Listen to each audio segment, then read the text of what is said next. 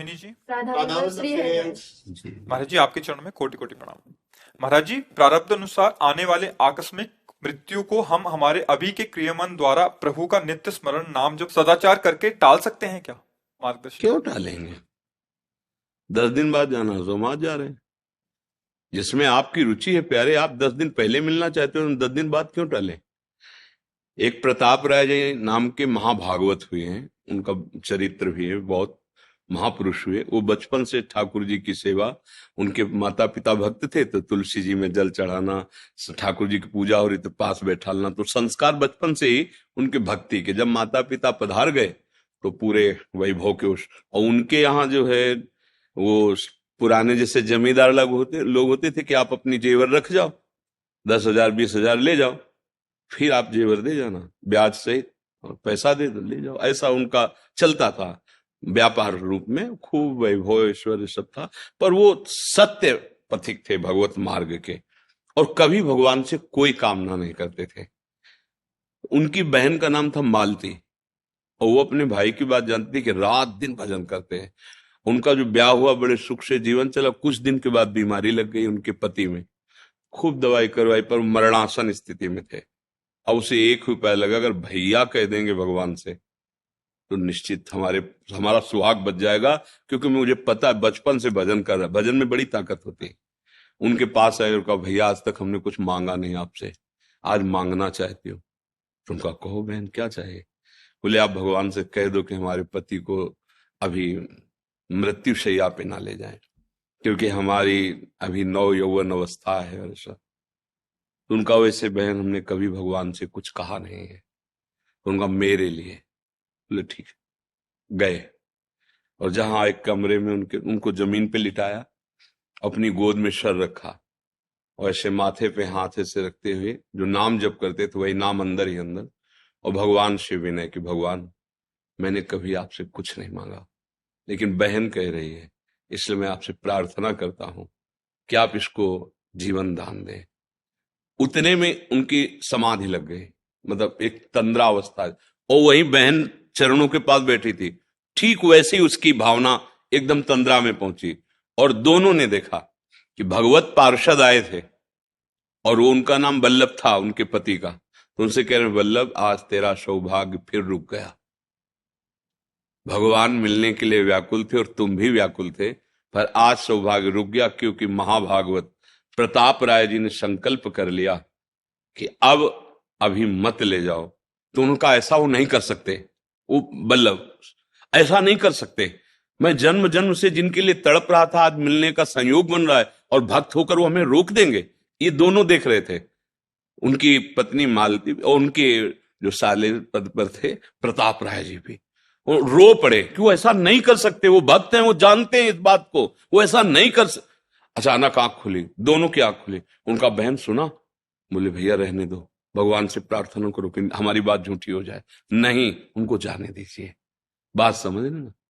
अगर भगवान हमें 10 दिन पहले बुला रहे हैं तो हम क्यों 10 दिन बाद जाना चाहेंगे?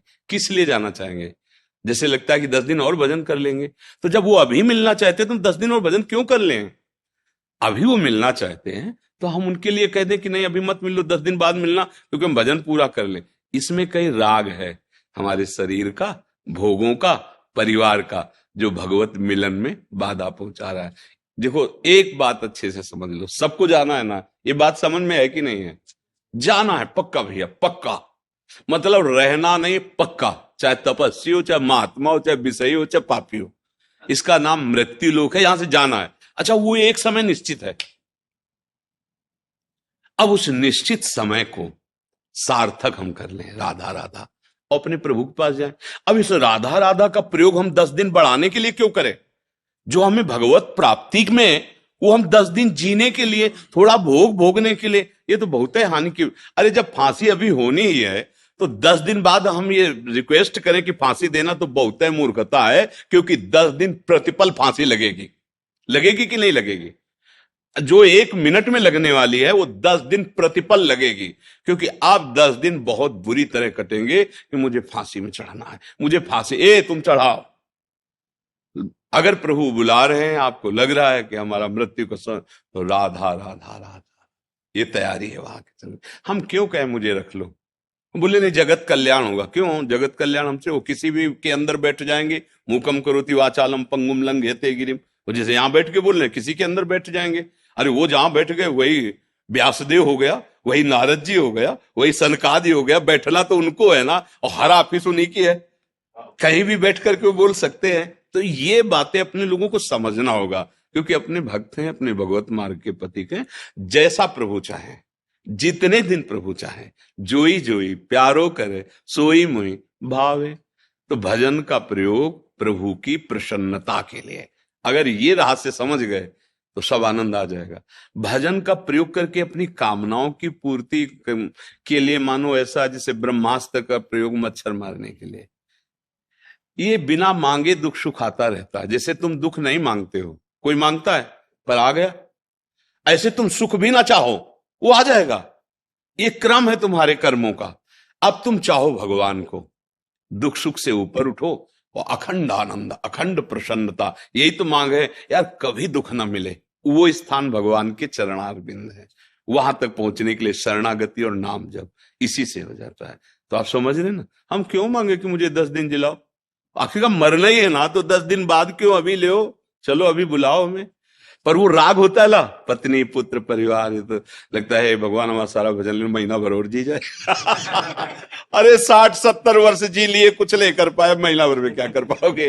है नहीं हमारी हालत जो है। एक संत भगवत मार्ग के पथिक बड़े सिद्ध थे, तो एक गरीब आदमी बहुत सेवा कर रहा था, तो उसके मन में धन की कामना थी कि अगर संत कृपा कर दें तो कल्पतरु संत होते हैं, सब कुछ पूर्ण हो। तो एक दिन उन्होंने कहा कि महाराज जी, बहुत दिन से सेवा आपकी कर रहे हैं, एक मन में हमारी बात दबी हो आपसे, कहा हमारा मन एक धनी हो जाए। उनका उससे बेटा, धनी होने से शांति तो मिलनी नहीं है, पर तुम चाहते ही हो तो ये पारस मणि है, इसको ले जाओ, जितने लोहे में छुआ दोगे सब सोना हो जाएगा। जितना 7 दिन के लिए देते, सोमवार से रविवार तक, रविवार की रात्रि को हम शाम के आएंगे, मणि ले जाए। और 7 दिन तो बहुत होते हैं।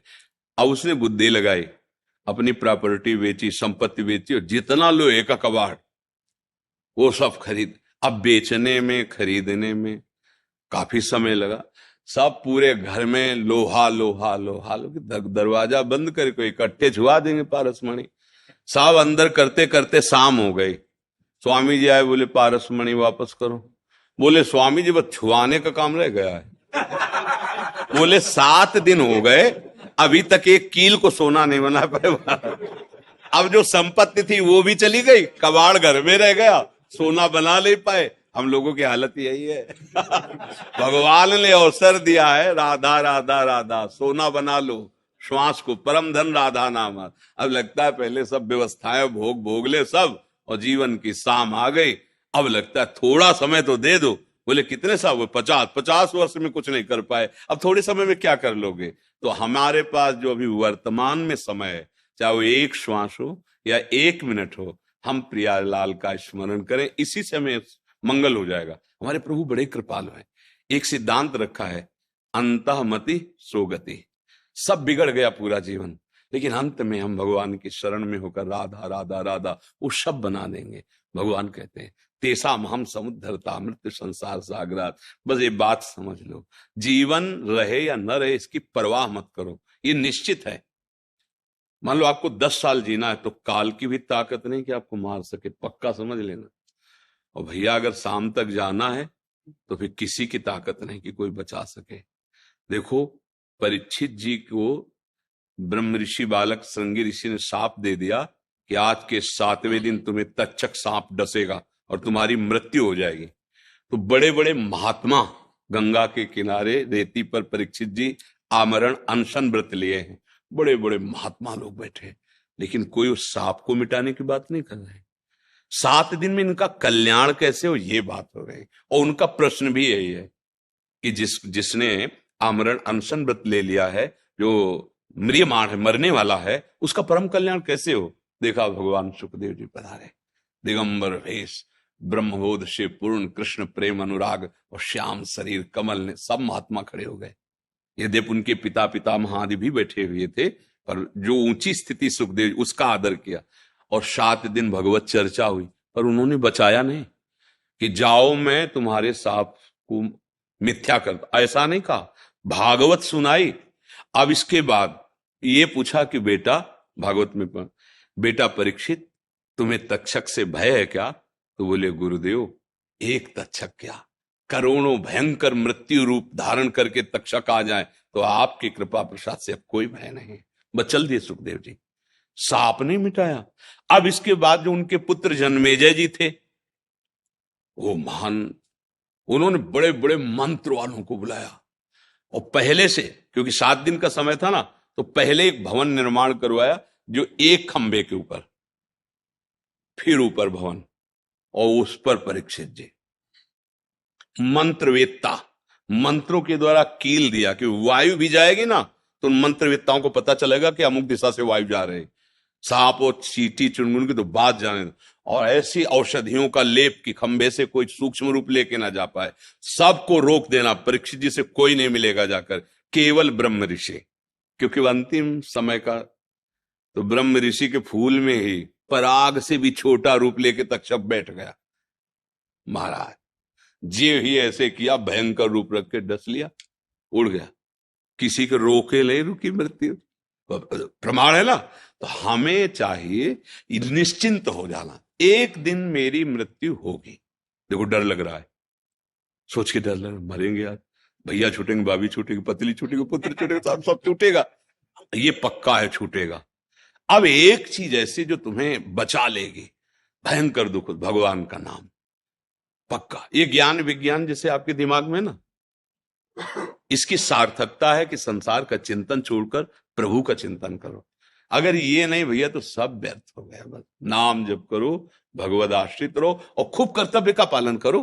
भगवान ने तुम्हें सेवा के लिए अवसर दिया है, भगवत सेवा रूप से परिवार का पोषण करो, नाम जप करो, नशा न करो। सबसे प्रार्थना है, जो शराब पीते हो मत पीना। अगर हमारे पास आए हो तो मेरी बात, ये बुद्धि भ्रष्ट कर देती। मांस खाना कितना घृणित कार्य है यार, कितने गंदे स्वभाव हो रहे हैं। दूसरे का मांस खा रहे हो, तुम अपने को स्वस्थ, अपने को बुद्धिमान समझ रहे हो, अपने को ग्रेजुएट समझ रहे हो।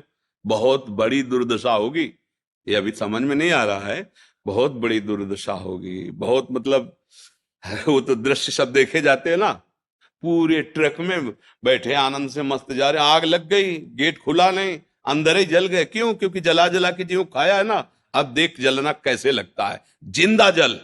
कार में आग लग गई, बोले कूदने का प्रयास किया, गेटे नहीं खुला, जल गए। ये सब क्या है? हमारे कर्मों का फल। सबसे प्रार्थना है, मांस मत खाइएगा, शराब मत पिएगा, पराई जो माता बहन है उनकी तरफ गंदी भावना मत कीजिएगा। ये धर्म है, आप पशु नहीं है, आप राक्षस नहीं है। आप जीवन मुक्त होने के लिए मानव देह प्राप्त किए, गंदे आचरण करेंगे तो मुक्त कहाँ होंगे?